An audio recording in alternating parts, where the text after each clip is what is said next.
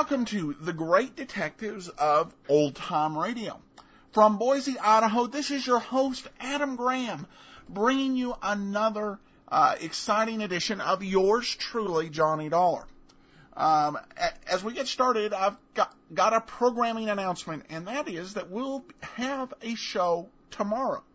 It's an exceptional thing. I don't expect we'll ever have another Saturday show for reasons we'll talk about in the second half. But Andrew Rines, who does our audio editing, has started his own old-time radio podcast, this time focusing on Westerns. And he's got quite a lineup.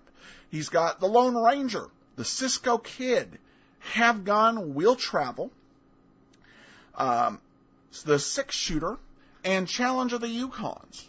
And he's going to be posting 5 episodes a week, so just head on over, if you're interested, to eagleforlife69.com/OTR. That's Eagle, E-A-G-L-E, 4, life, 69.com/OTR as an old-time radio. Now we're going to give you a sneak preview of this show, and tomorrow we're going to present an episode of Have Gun, Will Travel. So definitely listen. It was actually listed on thethrillingdetectives.com as a detective series, so I felt comfortable as that being the appropriate show to give you a sneak peek of what Andrew is working on. So thanks so much. Go and check that out. Actually, through listening to Have Gun, Will Travel, and I absolutely love the second episode of Have Gun, Will Travel. I found out a little bit about the show and got some insight to what it might have happened to Charles Russell. In the world of radio, it actually was the norm where whole productions would be dumped. The actors would just simply be told adios without any real advance warning. One actor who played he said he thought it was the 9th Ellery Queen, said that he basically went in, did a show one day, and was told never to come back again. That he was done and he was out of there. So perhaps that's what happened with Mr. Russell. Kind of some speculation, but kind of gives us a little bit more information to even base the speculation on. Now, one thing I do want to clear up here is I made a big error with Sherlock Holmes. I stated that last week's episode of Sherlock Holmes, The Noble Bachelor, was not an original Holmes story. That was incorrect. It was in the adventures of Sherlock Holmes. In fact, I know this because someone left a comment on Podcast Alley, says, love the new show. I'm definitely already a Johnny Dollar fan. I've been a Sherlock Holmes fan for many years, and I may be the first of many to tell you that The Noble Bachelor is an original story by Arthur Conan Doyle. It is the 10th in the short stories, The Adventures of Sherlock Holmes. This fact will probably come back to bite you for a while when more Holmes fans download your podcast. Well, I did leave a little note in the show notes indicating there was a mistake, and I'm correcting it here, because that's obviously a little bit of an error on my part. I actually went ahead. I got nervous about yesterday's show, the Hebraic breastplate, and I was like, I'm almost certain that's not a Sherlock Holmes story. Well, I found out it was not a Sherlock Holmes story. However, it was an Arthur Conan Doyle, based on an Arthur Conan Doyle story. It was not any of the Sherlock Holmes books. What happened, and this has happened with some of the detective short stories. For example, Raymond Chandler did not write any stories that were originally about Philip Marlowe until the mid-50s. However, there are several short stories by Raymond Chandler that were, he used the word cannibalized in order to readapt them to fit with Philip Marlowe. And so that's what we saw happen with the Hebraic breastplate. It was based on a non-Sherlock Holmes story by Arthur Conan Doyle called the Jew's breastplate. And that's part of the reason it didn't ring true, because I think you could more easily cannibalize some of Raymond Chandler's stuff, make it something that mostly suited Philip Marlowe, than you could Arthur Conan Doyle's other stories, which, other than perhaps The Lost World, weren't near as notable. In fact, I just finished reading a novel, a modern Sherlock Holmes adventure, where part of the plot is that Arthur Conan Doyle was only a ghostwriter, and they used as evidence for that that other works were not as successful or as well written as Sherlock Holmes. So I don't think Doyle fans necessarily would appreciate it, but that was the view expressed in Night Watch. So, all right. Also, some people had problems downloading Pat Novak for Hire, episode 2 last week. If you had any problem, they ended up downloading the first week's episode. We got that fixed, so you can go to our page in the iTunes store or go to greatdetectives.net and download the Pat Novak episode there if you had any problems on Tuesday. One thing I thought of, particularly listening to Pat Novak for Hire, I thought, this would make, some of these sayings and stuff would make great t-shirts. So I went over to Cafe Press and I set up an account, and I discovered the one flaw in my plan. I can't make t-shirts. Don't have the know-how. But if you are an artist, you can actually get, I found out, an affiliate account with Cafe Press. So here's the deal. If you are an artist and you are inspired to make a show about one of our detective series, I recommend stay with those that were originally written for the radio or, like Sherlock Holmes, have lapsed into the public domain. And I think actually every show we're doing right now will qualify.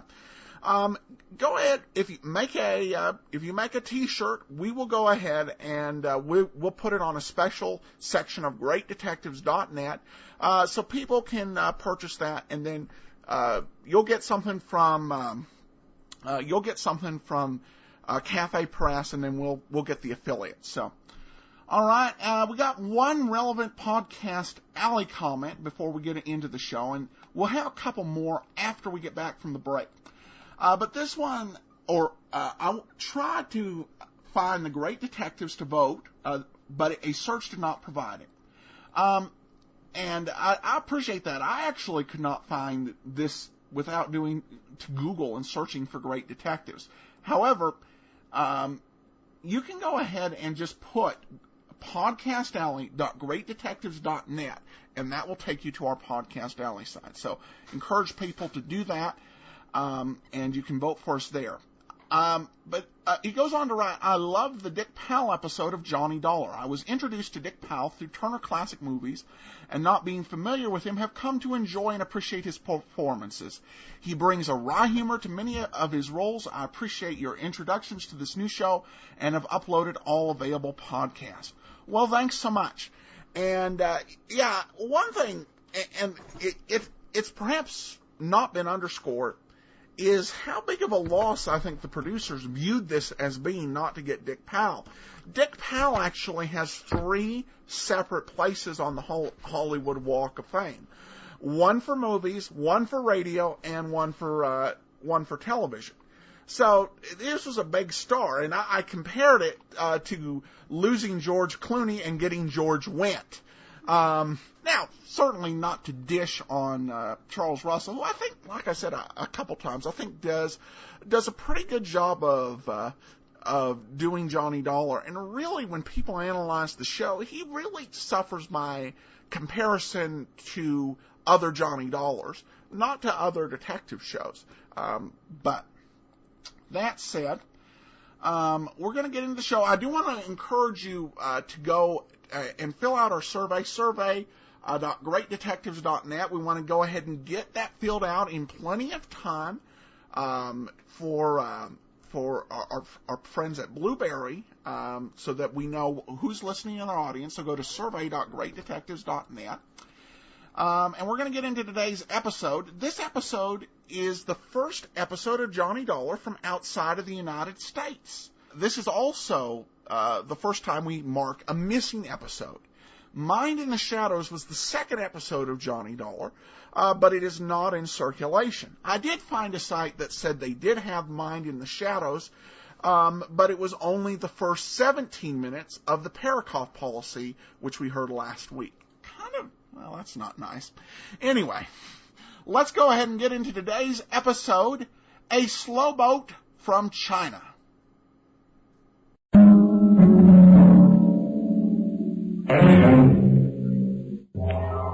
The Columbia Broadcasting System presents yours truly, Johnny Dollar.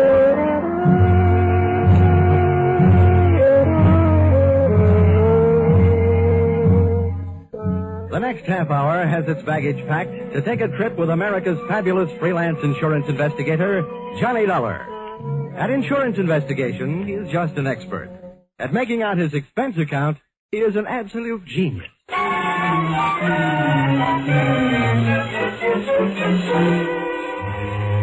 Expense account submitted by Special Investigator Johnny Dollar to Home Office, Oriental West, Cargo Bonding Company, San Francisco.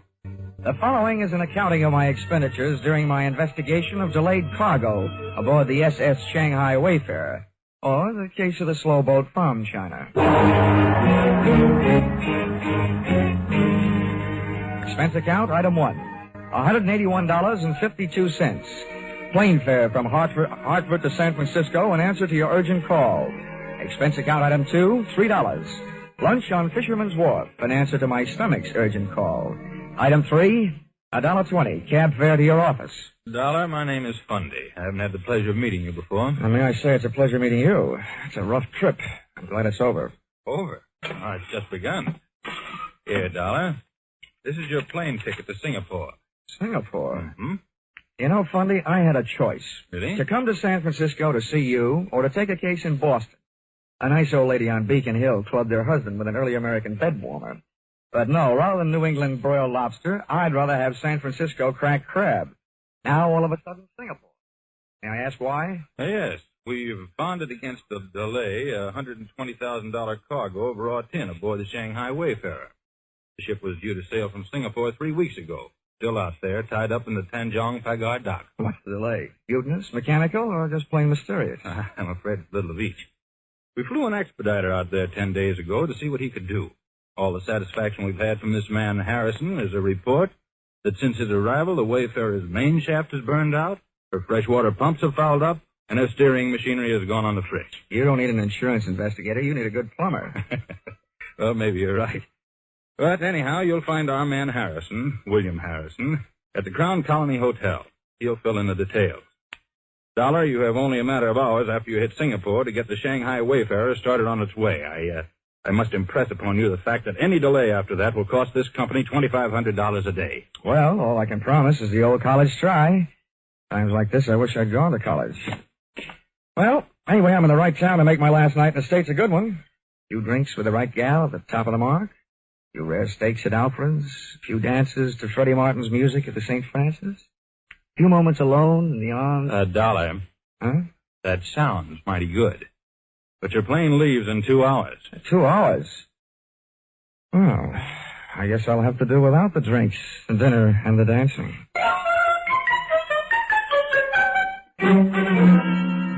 Expense account item 4, $120. Lost in the course of teaching fellow passenger how to play poker. My mother warned me never to play cards with strangers on trains or steamships. I wish she'd included airplanes.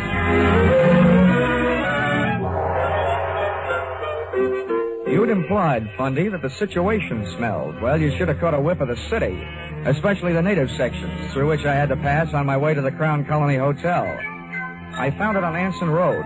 I found myself a room. I also found William Harrison's room. Harrison? Hey, Harrison.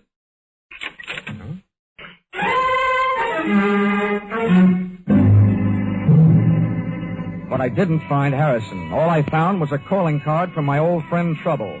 Wherever Harrison was, he didn't want to be, and he left a trail of broken furniture and blood to prove it. I searched the dresser. Shirt size, 14. Socks, 9. That meant Harrison was a small man. I went to the bathroom, shaving brush and toothbrush still wet, indicating that he'd been there not too many hours before I arrived. Then I tried the wastebasket. In addition to one large glob of used chewing gum, an empty cigarette package, and some old Kleenex, I found a swizzle stick with a name on it. The Collier Key Bar. Well, all that meant was that Harrison had a head cold and had been trying to cure it with Singapore slings. But at least I knew where he'd been drinking them. The Collier Key Bar looked out on the harbor. It was dark enough inside to give a man a good excuse for drinking nightcaps at noon. Your pleasure, sir? Say, how are you on mixed drinks? Mixed drinks? Governor, if I don't know how to make 'em, I look 'em up in the book. If they ain't in the book, I fake 'em. Now, what'll it be? Straight bourbon. Right, Joseph. Oh, hey, bartender. Yes, sir. Are you by any chance acquainted with an American named Harrison? Edison, sir? Yeah. He arrived in Singapore about 10 days ago. Small man with a cold in his head. Oh, Harrison. Sure, I know him right enough. He's been coming in every night with a chief engineer from one of the ships in port. Oh, yeah? What ship is that? Oh, the Shanghai Wayfarer, I think. Oh, the Shanghai Wayfarer. What's this engineer's name? Yeah, now, hold on. I ain't getting him into any trouble, am I? He's a nice chap, he is. A handsome tipper. This handsome? My governor, $20 Why? Compared to you, sir, Mr. Frank Moore is downright tight-fisted. Well, how about that? I done it. I let Mr. Frank Moore's name slip right out. My missus is right. For a little man, I've got a ruddy large mouth.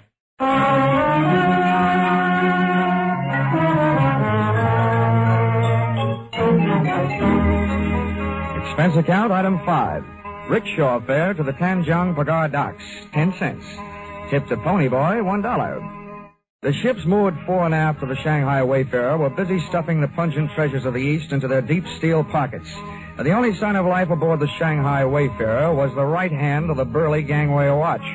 It was holding a knife with a 6-inch blade and slicing thin slivers off a plug that looked more like tar than tobacco.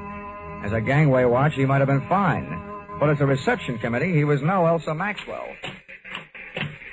That's far enough, mate.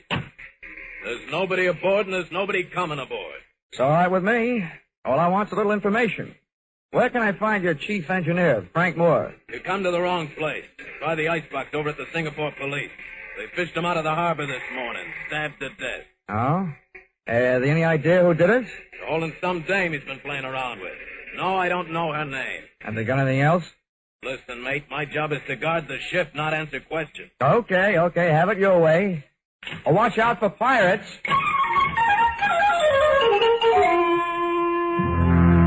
The British Chief Inspector, Singapore Police, gave me everything except an invitation to tea. But unfortunately, he never even heard of Harrison.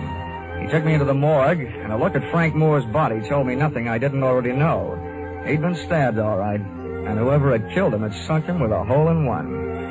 As for his personal effects, his Maritime Union card confirmed the fact that he was indeed the chief engineer of the Shanghai Wayfarer. A stack of crisp American $20 bills in his wallet made me wonder whether he hadn't been picking up a little extra pin money for delaying the departure of his ship. And finally, a photograph that made me admire the late Mr. Moore's taste in women. Whoever it was that said, "Never the twain shall meet," should have met her. She was half caste and all woman. Her picture was inscribed to Frank Moore, "Yours forever, Chandra." From the inspector, I learned 2 more things. 1, the fact that the police had already questioned and released her. And 2, her business address, the Wardlaw Bar on Malay Street. Hello,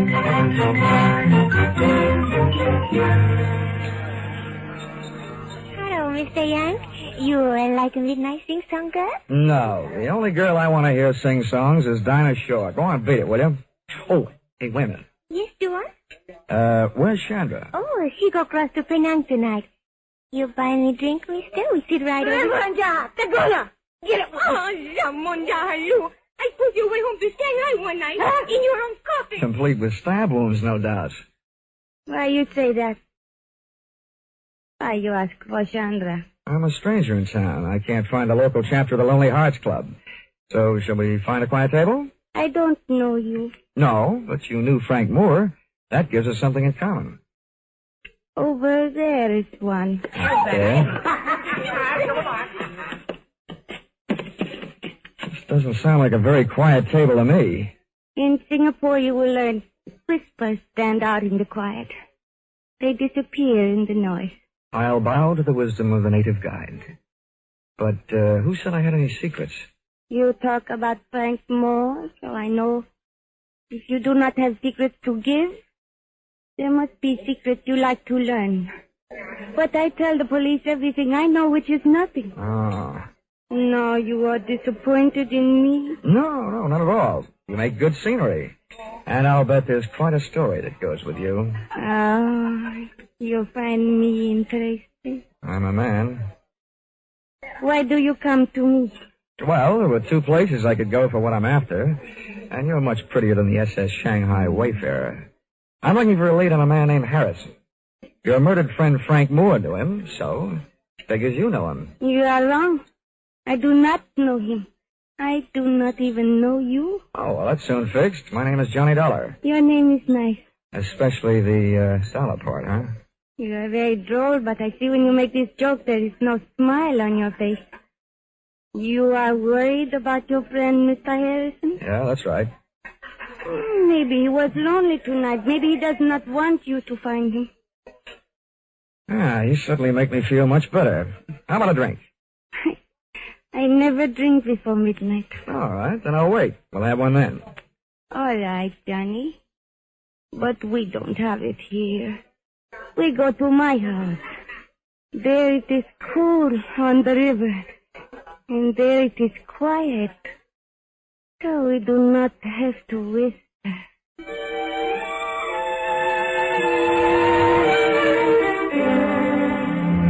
Midnight must have been invented for Singapore, and her house must have been invented for midnight. Only one thing looked out of place. Up on the wall was a souvenir of Chandra's war effort, a real American baseball bat, a Louisville Slugger. And on it was written, "Remember the U.S. Marines." Everything else in the place was soft. The lights, cushions, and Chandra. It is nicer to drink here, no? Yeah, may I say, it's a mite intoxicating without a drink. I wish the boys back in my high school senior class could see me now. What do you mean? In the graduation annual, they predicted I'd be a bookkeeper. Oh, I do not understand you. And neither did the boys in my senior class. Johnny, please say things I can understand. I want to know you better. Maybe if I stop talking altogether, you'll get to know me better. Johnny.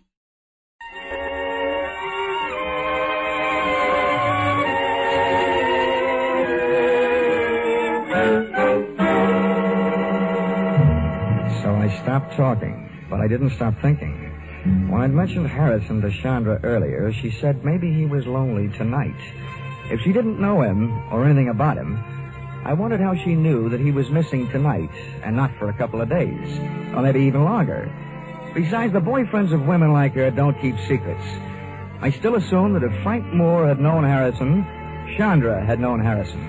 I also assumed that she'd spited me into her parlor for purposes other than social. And that notion was seconded soon after I had it, when somebody kicked the door open. He thinks you're Johnny Dollar. The two boys in the door were not from Western Union, and ugly as they were, Chandra left my side to join them, which made me think that maybe my senior class had been right. Looking at that trio, 6 eyes and 2 guns glaring at me, I wished I was a bookkeeper.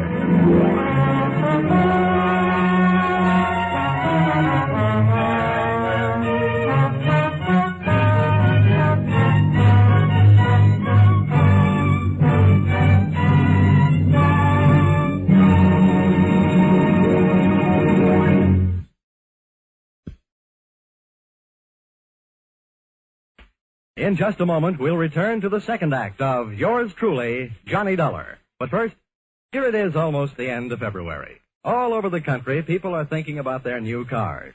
All but one man. and he remains quite content with his old automobile and wearing apparel, an ancient Maxwell and a well-worn toupee. For these reasons, and for several others, named Mary, Dennis, Don, Phil, and Rochester, he now has the #1 comedy show in America. All over the country, people think about him, too, every Sunday night. Hear the Jack Benny Show with Claude Rains as Jack's special guest next Sunday on all these same CBS network stations. And now, back to yours truly, Johnny Dollar.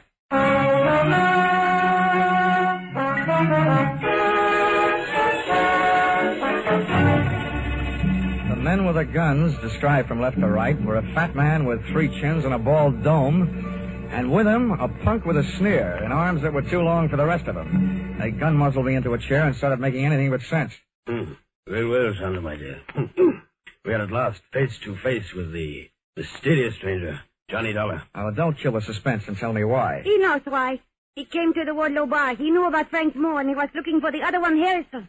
That's why I phoned you. Well, it would seem then that this unfortunate chain of events is nearing the final link. Yeah, this guy uses his head better than Harrison did. Well, Dollar? I'm using my head right now. Splendid. So doing, you may well prevent Harrison's death, as well as your own. Oh, well, that's better than nothing. But is that all you can offer? Skip the bargaining, Rustline. Takes too much time. Quiet, Corgi. There are times when money is cheaper than the results of your kind of blind violence. Well, Dollar, you do have a price. Take a tip from my last name. Start bidding. I tell you, you're nuts, Rustline. You aren't sure he knows where it is. He must know. He was looking for Harrison. They both know. You be quiet, both of you. 500 pounds English, Dollar. Where is it? At times like this, I keep my mouth shut and my ears open. 750. Surely, Dollar, since you've entered the situation at such a late date, that is profit enough.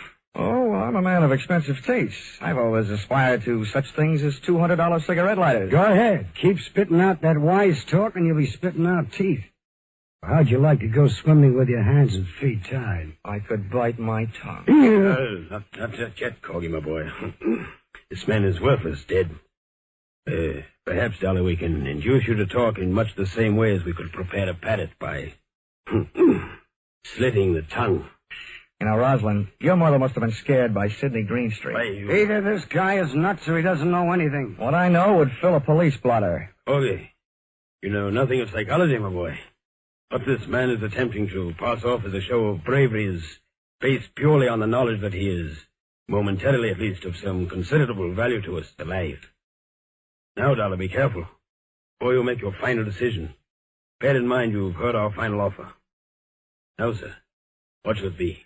Oh, the squirrel said to the little girl when she asked him what he wanted for Christmas, nuts. Very well, Dollar. Corgi. Thanks.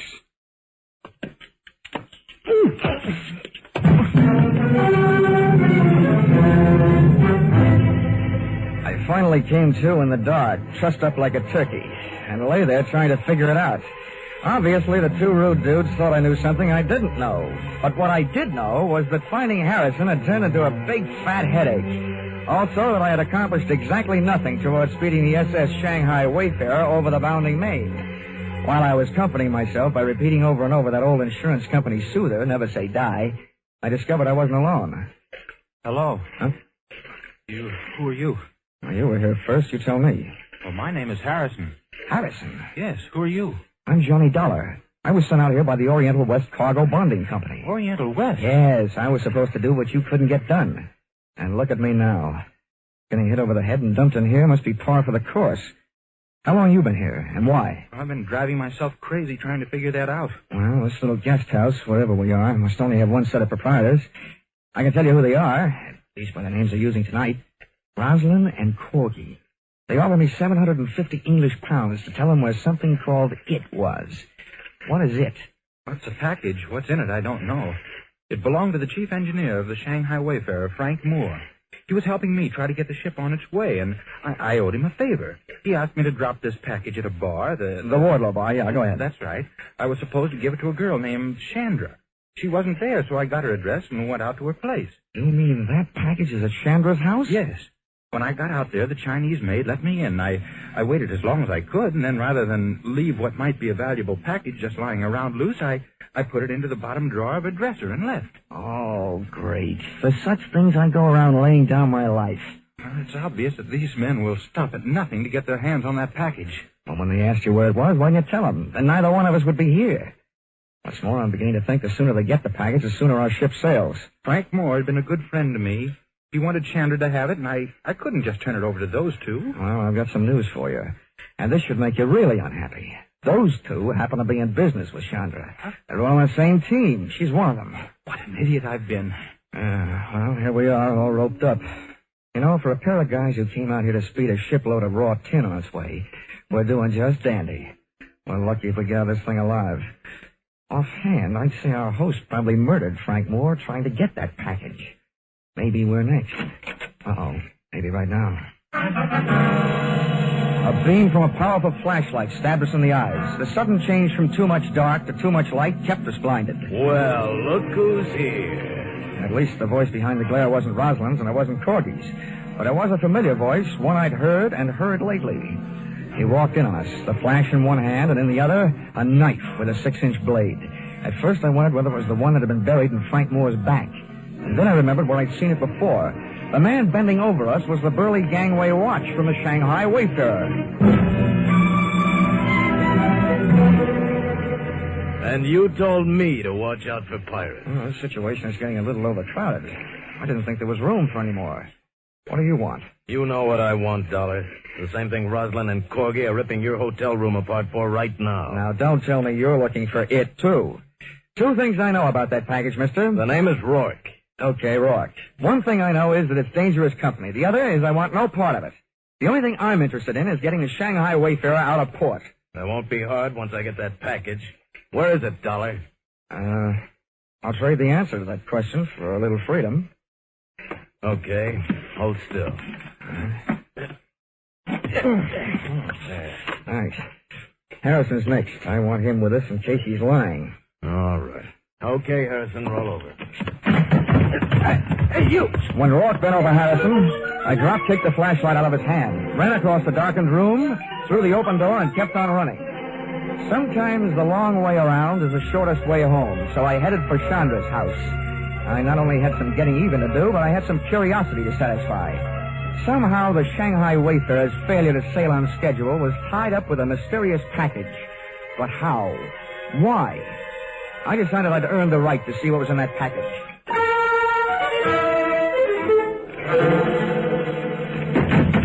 Johnny! I didn't want you to be lonely. I heard your playmates are over making themselves at home in my room, so I thought you and I could have a little chat. Maybe I've got a surprise for you. What, Johnny? I think I know where that package is. Johnny. You get that package. We both don't worry for the rest of our lives. But we must hurry before Rosalind and Corgi come back. We go now. Okay, where's your bedroom? Johnny, what do you mean? Oh, come on, where is it? Come, I show you.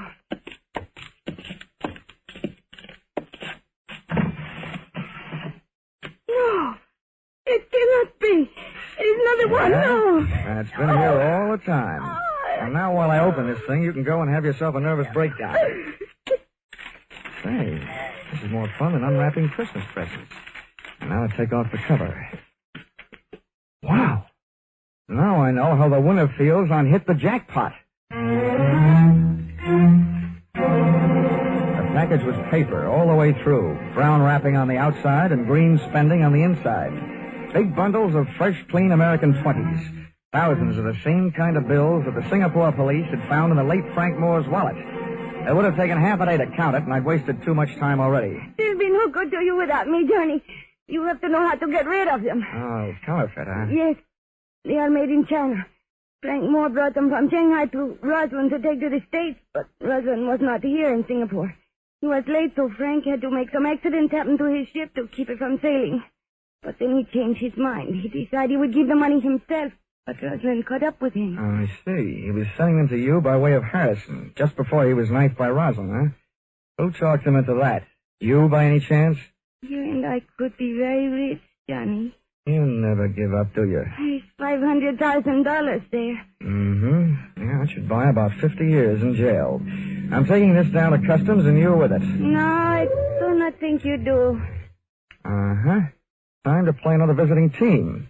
Come on, beautiful. I don't want you in the way. Let go of me. I grabbed her, lashed her wrist with a cord from the package, and since she liked money so much, I stuffed her mouth with a fistful of those troublesome $20 bills. I locked her and the rest of the loot into a closet and dashed into the other room looking for a weapon. And then I remembered that Louisville slugger from the U.S. Marines. I was glad they'd landed. I grabbed it off the wall, got a toehold in the carpet on the left side of the door, wrapped my fingers around the bat, swung on the back of my shoulder, and waited. Sandra, my dear, we just came... Oh! 2 out and 1 to go. Go! 3 outs and the side is retired. What a ball game. First, I take your guns. And now we sit and wait for you to wake up. I'll take over from here on in, Dollar. Huh? Oh, I don't know about that, Rourke. I happen to be the guy who has the gun. Oh? Well, here. Take a look at this. What's in your wallet that I want to look at? More hot 20s? I'm not taking my eyes off you, Rourke. Okay, I'll turn around with my hands up and then you can look at it. Okay, fair enough. But if you so much as move, I'll start shooting. That's the deal. Oh, it's a fine time to learn this. Are you satisfied? John Joseph Rourke, U.S. Treasury Department. Come on in. I'm sorry I couldn't come out into the open before, Dollar, but I was too close to the payoff of this case to take any chances. Well, you know, I'm beginning to think that just being in this town is taking chances. That counterfeit's been funneling through this port on its way from China for months. We had more staked out for a long time, but this is the first shot we had at the top. That's him lying there on the floor, Roslyn. Now I've got him. Oh, your pal Harrison told me where I can find the only other thing I need, that package of hot money in the dresser drawer. Oh, it's now moved into the bedroom closet, along with a package of hot woman. Well, then, Dollar, it looks like my job out here is just about done. Yeah, I guess so. Hey, wait a minute. You're from the Treasury Department. Yes? Well, then, after you get all these birds into their cages, how about helping me make out my income tax?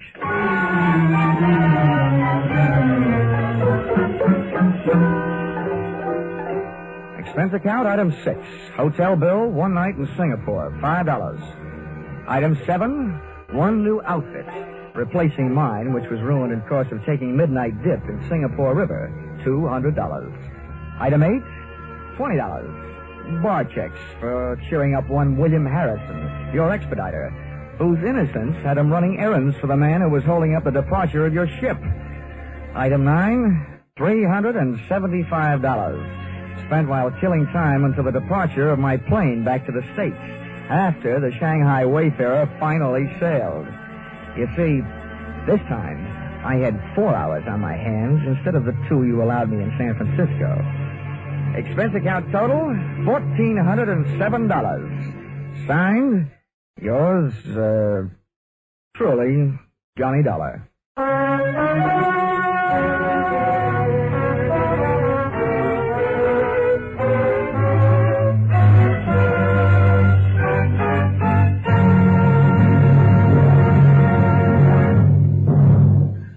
In just a moment, we'll tell you about next week's Johnny Dollar Adventure. But first, for more exciting drama in the mystery and adventure line, remember CBS 2 thrill-packed Saturday night shows, The Adventures of Philip Marlowe and Gangbusters. Be sure to hear Philip Marlowe and Gangbusters tomorrow night on most of these same CBS network stations. Next week, CBS will take you adventuring with Johnny Dollar, hitting the hot spots in Palm Beach and New Orleans, with the star of Hades, Diamond, on a trip all points south. Charles Russell plays the role of Johnny. Our music is composed and conducted by Mark Warnow. Yours truly, Johnny Dollar, is written by Paul Dudley and Gil Dowd, and is produced and directed by Richard Sandville for CBS, the Columbia Broadcasting System. Welcome back. Well, this is Johnny Dollar's, his first of 3 trips to Singapore. And I thought a pretty interesting case. And I'm not sure, given his expense reporting habits, that showing his tax returns to somebody and how he was planning to fill them out, showing them to somebody from the Treasury Department. I'm not sure that'd be a great idea. But another good episode from Charles Russell. All right, we got a few more comments. Chris writes in, thanks for a great podcast each day now. I love the idea of 5 detectives a week. Glad you're doing it. And I got one from Perth in Western Australia, which is actually a pretty significant place for downloads of the show. And wondering what happened with Let George Do It. We had a little bit of an issue in the morning. I think everybody should have been able to get that episode. And if you haven't, just feel free to go to iTunes or download it off greatdetectives.net. All right, and we have, in addition to comments on Podcast Alley, some comments on over on iTunes. Let's see here. We got this from Swim Guy. I have loved Adam's Dragnet podcast for a long time, and I love this new podcast. There's other podcasts out there in this genre, but none of the hosts will go to the links Adam will to find all of the episodes, and some of them are simply at random. Thanks, Adam. Keep up the great work. And thank you for the comment, Swim Guy. Got this from Madrigal, who wrote that we needed to speed up our openings a little bit, and we succeeded in doing that in the first 2 weeks. First time, I think we may have run a little long this first episode, but that's okay. Madrigal writes, I've really been enjoying each of the Daily Detective podcasts. Now that your initial news-packed intro to the whole program is in the past, you're finding a much better balance between info, ads, and discussion in your opening remarks. With Dragnet, I find I am ready for a new episode before the week is half over. Unfortunately, the opposite is true with your news shows. Because I often start with these new detective shows fairly late in the evening, I sometimes fall asleep before they are over. Then with a brand new podcast coming with each new day, I'm beginning to get a little behind in my listening. That's why we're only doing 5 episodes a week. That way people have got 2 days where there's not a show. Except this week where there's only going to be 1 day. Don't worry about it, though. I'm not complaining. Each show doesn't take up much space, and there will certainly come a long car trip during which I can listen to 3 or 4 shows. By the way, will your Sherlock Holmes podcast include the Rathbone Bruce shows? I hope so. You've got to love those opening ads for Wine and Such by a present-day Dr. Watson. Well, you've got to hear a little bit of that with G. Washington Coffee. But actually, the first episode, and we are definitely doing the Rathbone Bruce episode, starting in towards the middle of December. The first episodes we have are actually sponsored by a company selling quinine for cold relief. And Dr. Watson is, of course, assisting in the selling a little bit, but not as much as he does for G. Washington Coffee, because coffee versus quinine, no contest. Anyway, thanks for bringing this fun and family-friendly entertainment into our homes. Well, thank you, and thanks so much for everybody's comments. Much appreciated as always. So that will wrap up this week's episode of yours truly, Johnny Dollar. We will be back with another week of shows, starting with Box 13, as always. And we'll begin to share some affiliate ads starting on next week's Johnny Dollar. So just letting you know in advance. But for now, thanks so much for everybody for listening. From Boise, Idaho, this is your host, Adam Graham, signing off.